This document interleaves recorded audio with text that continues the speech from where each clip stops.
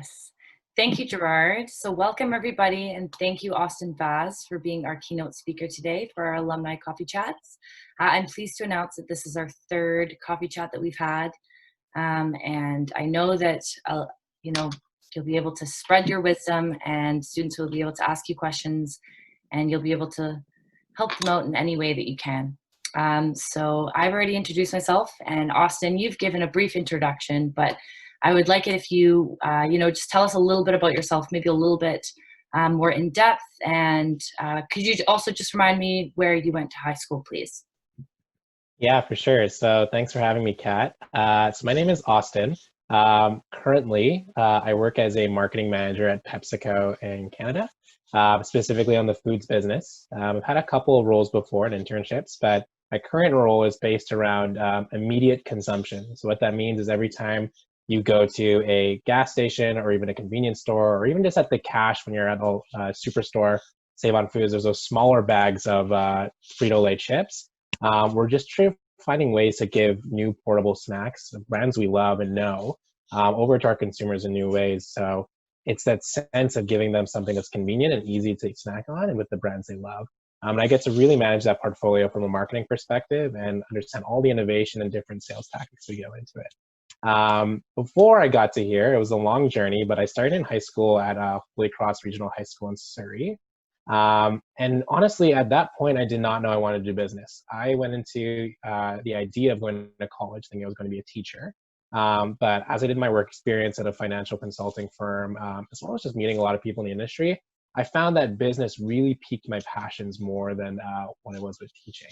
The thing I loved about teaching was the ability to influence as well as just teach and communicate with people. But I found that there was a lot more opportunity for me to do that in a more influential way in business.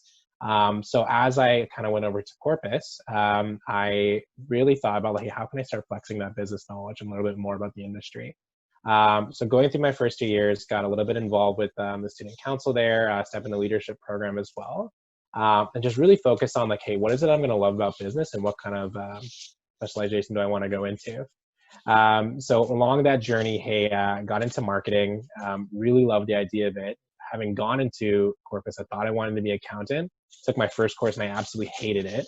I thought about like balancing a spreadsheet all day and it just really didn't spark my passions. But with marketing, the thing that I really enjoyed was the idea of storytelling. So within every brand, within every communication you hear on TV or on YouTube, Facebook, they tell a really great story. And I think that was just something that I really wanted to do in terms of connecting consumers, connecting with things that people love, and being able to put a smile on someone's face at the end of the day. So as I kind of went through my time at Corpus, started to wanted to go to Sauder, the business school at UBC. And as I transferred over there into my third year, a lot of different things started piquing my interest. So specifically in marketing, the idea of brand management. Moved over into that kind of field of things, and I did 2 internships with PepsiCo before I kind of came over to full-time role. I worked in field sales, so literally a guy going into a superstore, stocking chips on the shelf, reordering, setting up displays, just learning how the business went from the ground up. Then moved over to Mississauga in Ontario for a 4-month period working on the brand marketing team with Tostitos. So being a young student and getting to work on a huge brand really gave me some perspective on what marketing looks like and how I can kind of step into a role in the consumer packaged goods industry. Came back to Sauder my last year, my 5th year, it was 2019, and graduated with a Bachelor of Commerce in Marketing. So it's been a long journey since I got there, and I've been with PepsiCo full-time for 9 months.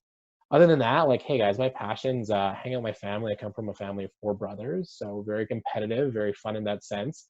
Love spending time with my grandmother. She's my favorite person in the world. And some things that I love doing is just really getting deep and heavy into shoes and fashion. It's something that's really piqued my interest over the last like 5 or 6 years. And just building up that storytelling piece. Like, many of you guys have watched The Last Dance. I geek over that, but not because of basketball, but because of the sneakers that are on his feet, right?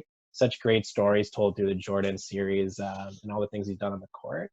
So that's a little about me. And then like, hey, just volunteering my community through IC Delta was the church I grew up in, as well as just giving back through different programs we work in the community as well too. So it's a long-winded story about who I am. I love it. You're also naming all of my favorite snacks. So yeah, that's great. That's awesome. Well, thank you for that, Austin. I really do appreciate it. And it's really neat to hear your journey because Austin and I were at Corpus together for 1 year. We served on student council together. But since Austin was in business and I was in arts, our courses never really overlapped too much. So I really appreciate kind of hearing, the snippet of how you got to where you are today. And Yeah, congratulations again. I think it's a huge step, to be working at Pepsi in Toronto. We'll discuss all that later. But so yeah. I wanted to ask you, how did you hear about Corpus Christi and what made you choose to attend Corpus Christi? Yeah, good question. So at the time when I was in high school, I was not the best student and I was not very future forward thinking, right? So it came up to grade 12 and I'm kind of thinking about like, hey, where am I actually going to go to school? What am I going to do next year, right? So my older brother had gone to Corpus the year before, and he is now a geologist. But I was just thinking about like, hey, what am I really going to do? And at the time, I really didn't know. I thought I wanted to go into teaching, but it was kind of like a light at the end of the tunnel that I didn't really know what the destination looked like, right? So as I kind of started to learn about the different things that I could do as a career, I started to really evaluate my options for schooling. So, UBC always comes up as well as SFU, but when I really think about what I wanted to do was be in a smaller classroom, be in a place where I can really learn and foster that connection for understanding what I want my career to be. So I had someone from Corpus at the time. I don't think he's here anymore. I honestly can't remember his name. Come to our school and talk about it. And I said, like, hey, I think this might be a really good place for me to grow. At the time, I applied for the Step into Leadership Scholarship and very grateful to receive that for my first year. And that's really how I found out about it. It's just a really great community that all told me really great things about the school, and I was very, very glad I ended up choosing it. So, Amazing. So I know that both Raisa and Aubrey are in the leadership program. And I was just wondering, could you speak a little bit about your experience in the leadership program and what your legacy project was? yeah, so throughout the leadership program, it kind of just told me a little bit more about what I could be rather than what I thought I was, right? So as I applied, there's obviously a group of people who thought I could be a good leader, but I think I really needed to prove that to myself, and I think that's what the program gave me. As I went through the program, I really learned I loved public speaking. Like I really just love captivating audiences with great stories and understanding, hey, how do I really connect with someone on a personal level? So as I started getting more opportunities to do that, it really just showed off that it was something I loved. It just really showed me my confidence. I think something I've learned over the last year or so is that I think we always focus on our weaknesses, but as you kind of go through life, you kind of want to look at your strengths and really show them off in a way. And it really helped me hone in on that skill. I hear from people who I talk to now, they're like, hey, Austin, you talk with such good conviction and you're very articulate, but that's something that came with practice, right? But I really just honed in on that. In terms of my legacy project, it's not something that really came to a great fruition. I think me and two other guys worked on it, and we really just wanted to see like, hey, how do we connect with people through video games? Something we all loved, and we thought like, hey, we really want to support this great charity called Covenant House. What can we do to do that? And we planned this video game night where we're gonna like hang out at the school, drink Mountain Dew and Doritos all night, which evidently is the company I work for now. And just play some stuff and just come together as a community, right? That legacy project bombed and failed. Like maybe like 10 people came out to it, and I'm like, oh man, I'm pretty much a loser who's in this program. Like, how am I here, right? But I think what it also taught me is like, hey, you can't just really stick on the things you failed on. You got to take that learning and go forward, right? So like, hey, we got a month left in this program. What can we do to salvage like our project? So we hosted an end of the year barbecue just to kind of bring the community together and raise some money for Covenant House. And we ended up raising around $400 for the organization, right? And not a huge amount in comparison to most things, but hey, we took the failure, thought about how we can make it better, and then came back better and stronger. And I think that's really makes a leader. So at the end of the day, like, hey, two things I took away from is hone in your skills that you feel that you can really develop and make your strength. And just like, hey, every leader is going to go through failure in their life, but it's really about how you bounce back that proves yourself as a great leader. So. Very well put. And I can say that was an awesome barbecue. Oh, And of course, we're a small institution, and I've worked with Covenant House in the past. I've volunteered there for multiple years. And you know that, of course, any donation they're willing to accept, no matter the magnitude. yeah. So thank you for speaking on that. I hope that that was helpful for Aubrey and Brisa. So can you tell me a little bit about your transfer experience from Corpus Christi into Sauder, and whether you have any tips on how to stand out during the application, on the application and during the application process? Because, you know, I've done it, you've done it, we've transferred to UBC, and I know that it's a stressful time. And so kind of any tips or tricks that you may have that could help the students listening when transferring, that would be greatly appreciated. Yeah, for sure. So with Sauder specifically, I'm not sure if every faculty does this now, but Sauder had this personal profile, right? So along with your grades and where you're transferring from is important, but one of the big things they want to understand as business students these days is like, what are you doing outside of your classes, right? They want to understand that someone who's able to communicate, someone who's able to lead strong, someone who's able to critical think, but just by sitting in a classroom, you can't necessarily do that, right? So my biggest feedback to a lot of students applying for business school in Sauder is really just think about the things that make you you. And it's not necessarily the things inside a classroom that make you valuable, right? So as I kind of went through the process of looking at it, I was looking at my personal profile and I always talked about the stuff I did in class where, as part of the STEP in the leadership program, I had volunteered on the Northwest Territories mission trip we did a couple of years back. Got to meet Aiden or really work well with him and get to know him better. It was an awesome experience. But I think just looking back on that experience, like I learned so much from it. And it was such a unique experience that I think when I got to this school, people were asking me like, hey, tell me about like Yellowknife. What is that like? And it's something that not every Canadian actually gets to see, right? So I can give it like that one piece of advice, like think about the things that you've done that are quite unique in a sense that you can really talk passionately about. Your grades and everything, I know you're all smart people and you'll be fine, but just think about what makes you a rounded person and what makes you special in that sense. And it might be something that they're going to read on a personal profile. It's like, I've never heard of someone doing that before. So it's equally about your grades as well as like, who are you as a person at the end of the day? That's a great answer. So I think that that's a perfect segue into my next question, which would be, what kind of extracurricular activities would you recommend to students that are transferring to UBC that can, one, not only help them out in their career path, and number two, help them to engage with the greater UBC community? Because of course, Corpus is very small, and that's a benefit of Corpus, in my opinion, that you get to know people very easily. But I know that kind of the general conception can be that at UBC it is a bit more difficult to meet people. So if you could just speak on that. Yeah, for sure. And I can totally attest to that. I think people look at Corpus and like, oh, it's small, but I think that's really a benefit. Like I know some of my best friends who I still hang out to this day or I met at Corpus, right? So yeah, I think speaking on that, like in terms of extracurriculars and stuff, I don't think there's one cookie cutter way to look at it. Everyone has a different passion and different thing they're working towards, right? So for me, getting involved with the marketing association at UBC, understanding the different conferences that were going on focused around marketing and like what my passions were, that's what was working for me to get connected with the community. Not everyone's studying business and marketing. So I think there's two things you can look at. Number one, it's like, hey, what are you passionate about? Like take your career out of the scenario. It's like what really gets you going. If it's music, go join Blank Vinyl Project on campus. You might not even know about it, but it's such a great club. All these people making their own music and coming together as a musical community.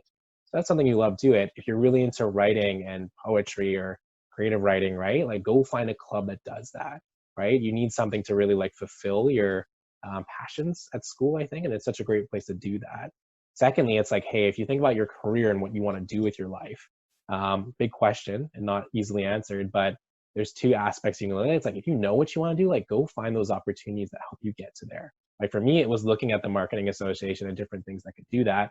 But hey, if you want to become a lawyer one day or you want to become a doctor, like look for those pre-medical or pre-lawyer or law societies that you can go join and just check out, right?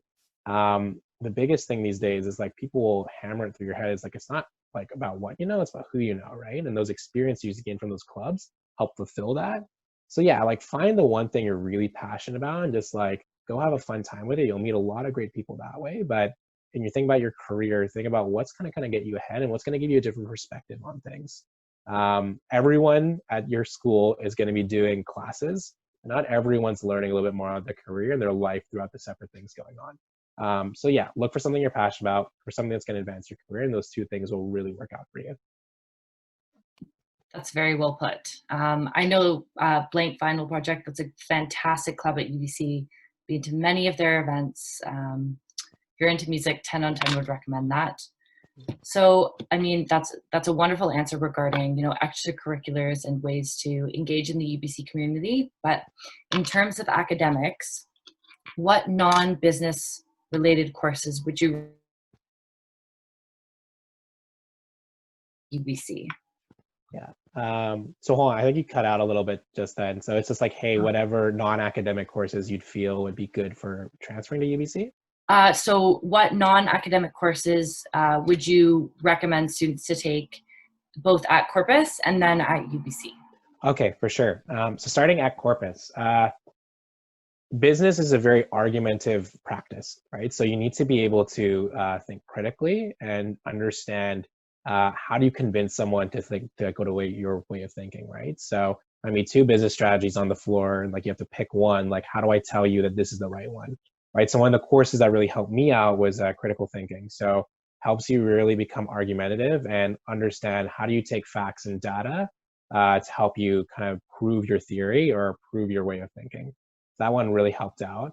Other things is like, hey, the fundamentals of knowing how to write well and communicate well are always going to help you. So look for courses that do that, no matter what kind of career you go into. I think those are two things that are super important for you to understand.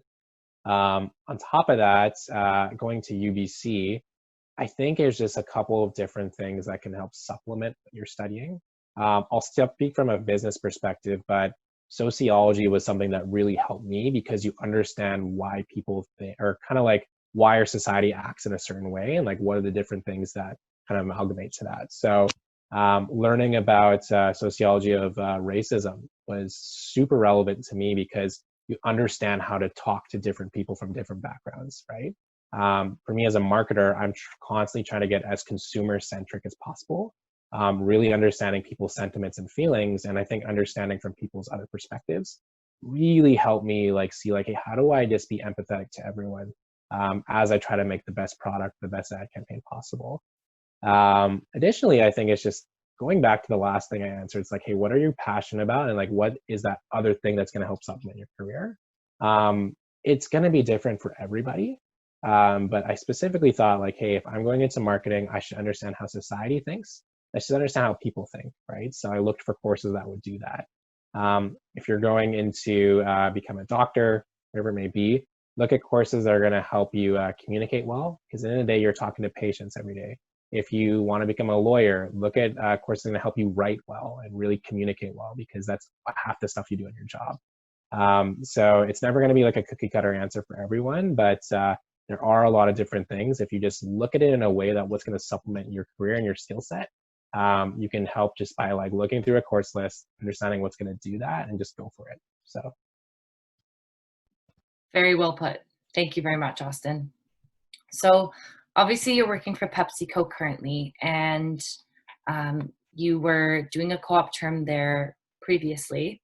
Could you just speak about your experience with applying to co-op, and then both all of your specific co-op terms, and then any tips you may have on how to land a permanent role after graduation in a co-op environment? Yeah, so that's a big question. I guess when it comes down to getting into the co-op program, right? So for Sauder was a little different. The business program for co-op is very extensive, and they've been doing it for years, right? So it might be a little bit different from other programs, but as you apply to it, when you think about UBC, they want to be putting their best students forward in these co-op positions, right? So it's not just these grades these days that are getting people jobs, it's everything else I've said. So being able to communicate well, being able to think critically, being empathetic, and having emotional intelligence, I think are like the number one things for any job role, right? At the end of the day, I can teach you to be a marketer, but I can't teach you to be a person. And I think that's what everyone's looking for in co-op these days. So as you apply, look at the things they're looking for. They'll tell you what they want in a co-op student, someone who's able to communicate well, yada, yada, right? As I applied for Sauder co-op, I didn't really know how to communicate that in words. So luckily, Jimmy, who works in the career planning office, I think it is. He was once a co-op office, or worked in the office at Sauder in the Business Career Center. So I consulted him, just said like, hey, what do I got to do to really stand out here? And he said like, hey, just talk about the fundamentals. Like, I know you as a person, you're able to communicate well, you have these really great experiences, just talk about them, right? So that helped me getting into the co-op program, just being very authentic and showing that I have like the human characteristics to do well in a work environment. Second part, I think that was finding a job, right? So much easier said than done. There's this idea that like, hey, you're gonna apply for like 40, 50 jobs for your first one, and maybe 2 people will reply back if you're lucky, right? But I think the big thing for a lot of first year, second year students is like, hey, be consistent. The fact is your resume might not be super great right now, but someone's going to take a chance on you and they see that like very interesting thing about you in your resume. And then once you go into that interview, it's going to help out a lot. But just some tips for that, just like, hey, if you know what you want to do, go on LinkedIn, find as many people as possible with that job title and go just like message them, be like, hey, can we talk for coffee or meet up for coffee? Just chat and just show your interest in the role, right? That really helped me out. And just go to as many events on campus as you can and just see like, hey, who's going to be there, who's an employer I really like and would want to work with. That's how I found my role at PepsiCo. I was working for the marketing association. I was handing out sandwiches to people like a waiter, because I worked as a server for a really long time at White Spot.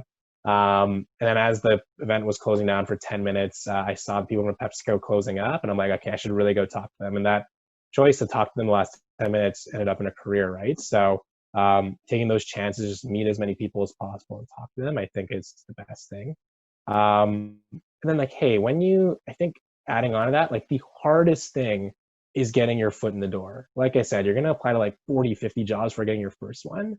But the thing is like once you get your foot in the door, like your work ethic, your way to think critically, your way to communicate will all shine through. And you'll think about that hard part of getting in like to the actual room, but everything's going to show up because I know you're all smart people and you can work hard to get to there, right? So as I kind of went through my career, I did 2 co-op terms at PepsiCo. I worked at WorkSafe PC before that. Just getting in the room helped me show off that I'm right for the job. It obviously worked out having a full-time role now. But through co-op, like, hey guys, this is your debutante ball. This is where you really prove yourself, right? So really focus on just getting your foot in the door, getting that experience. And then as you kind of go throughout your career and look for that full-time job when you graduate, it'll work out in that sense because you have had all the experiences to help you make sure you're ready for that role. Very long-winded answer for that, but like, I hope that helps. No, that was awesome. And, I know that a number of students are considering doing co-op kind of later on in their academic careers. So a question that's more specific to your current role at PepsiCo is, after you went through university, after you went through your both of your co-op terms, what surprised you working in the role that you are working in now? Yeah. I think the big thing for a lot of university students is like, oh yeah, I'm studying and I know this, but it's like, I don't think I'm ready for a role, right?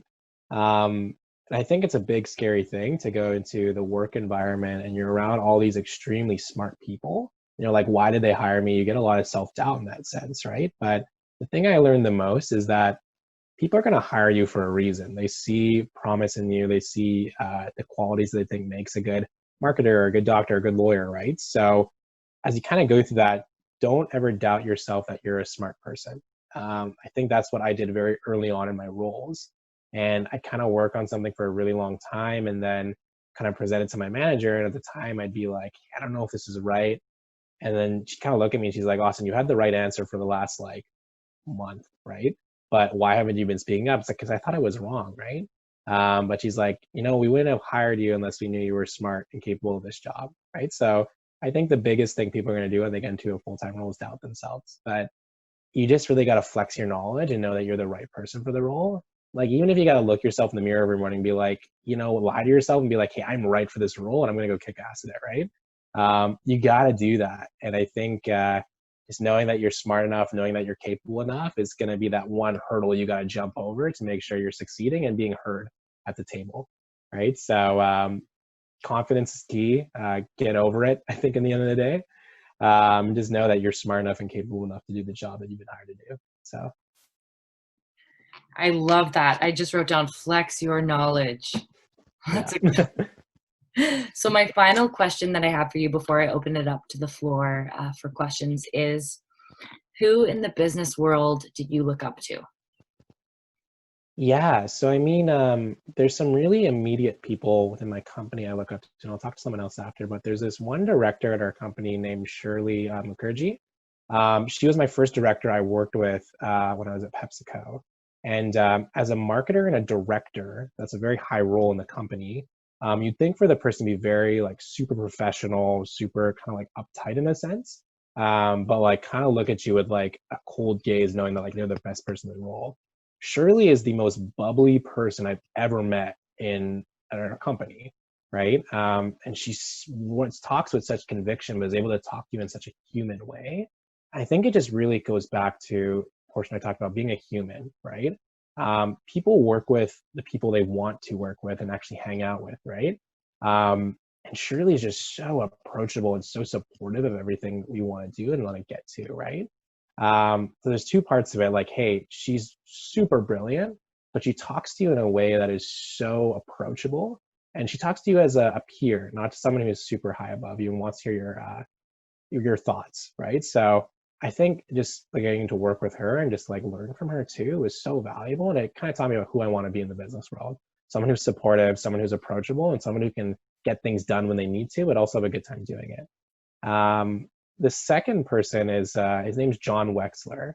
So he is the VP of influence as well as engagement for Adidas in marketing. So what I really love about him is his story about like, hey, he always knew he wanted to work for a Nike or an Adidas or a Puma, right? But it always was about him getting in the door, right? He grew up promoting rap events, hip hop events, club events, just trying to find his way into that role of things. And he slowly just kept knocking on the door at Adidas saying like, hey, I want to work here, kept sending letters and stuff. And he was very, very driven to get there, right?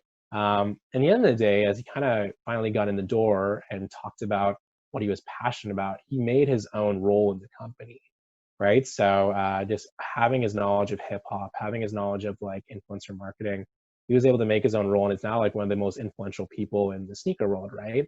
Some of his big accolades, he got Kanye West to join Adidas, which is now worth like a $50 billion business. He works with Pharrell, works with all these rising stars in different cultural aspects of society. But I think the thing is like, what I really took from him is like, their passions itself can turn into a job, right? So he works with hip hop artists every day. He works with sneakers every day. At the end of the day, that's the stuff he was really passionate about, right? So he takes his passions, turns it into a job, and gets to do some really, really cool work. And for him, it's like, hey, people always tell him like, hey, I don't want to work a day in my, or what's it called? I don't want my job to feel like work, right?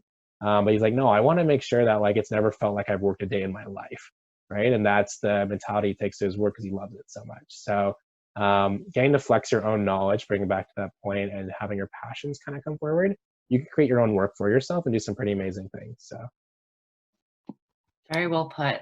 I love that answer. It sounds like Shirley has a very high EQ, which you had previously mentioned, yeah. very important for your role. It's funny because I knew who John Wexler was, but I didn't actually know his name. And Hmm. I mean that I love your quote about the passion of yourself can turn into a job. That kind of reminded me of something that I saw online to do with the CEO and founder of Under Armour, that he used to carry around two business cards, one saying CEO of Under Armour and then one saying I think it was director of marketing. And so depending on who he was in conversation with, he would give them a specific card. But also what that demonstrated to them was, oh, there's a senior marketer, CEO. This is like an actually well-developed brand. So I mean, it's all about faking it till you make it and flexing Yeah, your knowledge, right? exactly. I love it. So Austin, those were fantastic answers, really, truly. Thank you so much. So now I will open up the floor to any open questions. So if you do have a question, please just type in the group chat, just located down at the bottom middle of the screen. I have a question, and then I will call on you, and then you can ask your question. In the meantime, while everyone's thinking, Austin, do you have a favorite brand? Of Uh, like of streetwear? it's it's a very hard answer. I love so many of them, but I think my favorite one is this one denim brand called Naked and Famous. It's based out of Montreal. Makes fantastic denim, but I think just the character behind it and how these do the different collaborations based on what the CEO likes. So he grew up watching Dragon Ball Z, and he made a denim collection behind that. And I think it's just so purpose driven and so quality driven that it tells a really great story. So I have like 2 or 3 pairs of theirs, and I've had them for like 4 or 5 years because they're such high Wow. quality. So yeah, it's got to be that one. I think I've had to choose one. Okay. So What about in terms of shoes? oh man, it's like choosing your favorite kid, right? So I think every sneaker brand does something different. If I had to choose one sneaker, maybe I had to wear for the rest of my life. It'd probably just be the Jordan 1 Chicago. I think it's just such a classic shoe. It's so much history behind it. And I could just wear that with anything for the rest of my life and just never have a care in the world. So yeah, I don't have a favorite brand, but that would have to be like my number one shoe that I'd pick. So Okay, great to know. Rachel, we'll hear from you. Okay. First off, thank you so much for sharing your story with us. That was amazing. you're welcome. I guess the thing that I want to know is, so you moved all the way out to Ontario. Did you have like any reservations doing that? Like that was probably pretty scary. Yeah, it definitely did. I think back to that now. I had to leave my whole family behind. Luckily, I do have some extended family there, but it's just like, I'm going to be my own.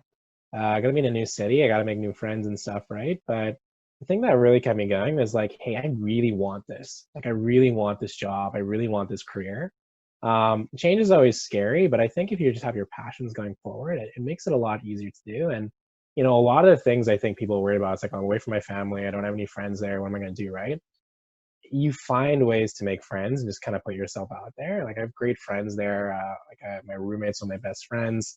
Met so many people throughout the company, as well as outside of it too, just from doing curricular stuff. So like all your anxieties are gonna go away if you're really doing something you love. Putting yourself out there is the hardest part, but once you do it, you're gonna really love that decision you made. So yeah, definitely a tough decision, but I think it was also the right decision. So. Thanks. Thank you, Rachel. What's your favorite thing about Toronto, Austin? And Oh, Amara, I'd love to hear your answer too if you're based out in Toronto as well. I'm in Toronto. I'm also from BC too originally, so I moved to Toronto as well. But Austin, you can answer first. yeah. So from Toronto, I think the greatest thing is there's so many different ethnicities present there. Vancouver is very Asian based. There's a lot of the community I grew up with, but I think just in Toronto, like I love getting jerk chicken. I love getting Mediterranean food, and I think there's just such a great opportunity to do that. So the level of like Canadianism and like, and that's not a word, or multiculturalism there is so fantastic. And there's little spots in Toronto that has so many different things to offer, like Little Portugal or the Distillery District. Super fun way to just discover the city. And yeah, there's just so many different perspectives and people and places there that you can go see. So I think that's gotta be my favorite part. Yeah, I totally echo that. I think my favorite part about Toronto is that there's always something that's going on, or there's always something to do. I love Vancouver and BC with my whole heart, but I think at some point it kind of gets exhaustive of the things that you can do. But in Toronto, there are so many people to meet, there are so many new things to discover, and I think in your 20s, it's a great place to live and grow and kind of learn about what you like and what you don't like. So that's my favorite thing. Wow, great answers, guys. My dad is from a small island called St. Kitts in the Caribbean, so I'm half Kittitian, and I find that there's a very small, Caribbean culture in Vancouver at least. But when I was in Toronto, I noticed that it was, way more. I would see little St. Kitts flags everywhere, and that's an island of less than 25,000 people. So, I mean, I think that I love that you touched on the ethnicity as one of your ethnic diversity is one of your favorite aspects, Austin. Gerard, go ahead. Hey, Austin, good to see you again. Had a question, serious question. Are you allowed to drink Coke? And are there consequences if you do? Man, tough question. Well, I think it's just like, if I was in the office, no, I would not try to drink a red can of cola, mainly just because it's gonna really piss some people off. Hey, I don't mind if people drink Coca-Cola. My family is a big group of people who drink Coca-Cola, right? It's what makes them happy, right? But hey, every day I'm trying to see like, hey, how do I positively affect my business and the people who work around me? So I'll prefer to drink a Pepsi over that. But hey, you drink what you want, and I think it's my job just to convince you to drink my product instead. So yeah, I hope that answers your question, but it's a hard no. So Austin, really, thank you so much. I've taken, so many notes, and I do really appreciate you speaking to all of us. And Amora, thank you for tuning in and, speaking on your experience. I really do appreciate it. So I guess if no one has any other questions, I will just pass it along to Gerard.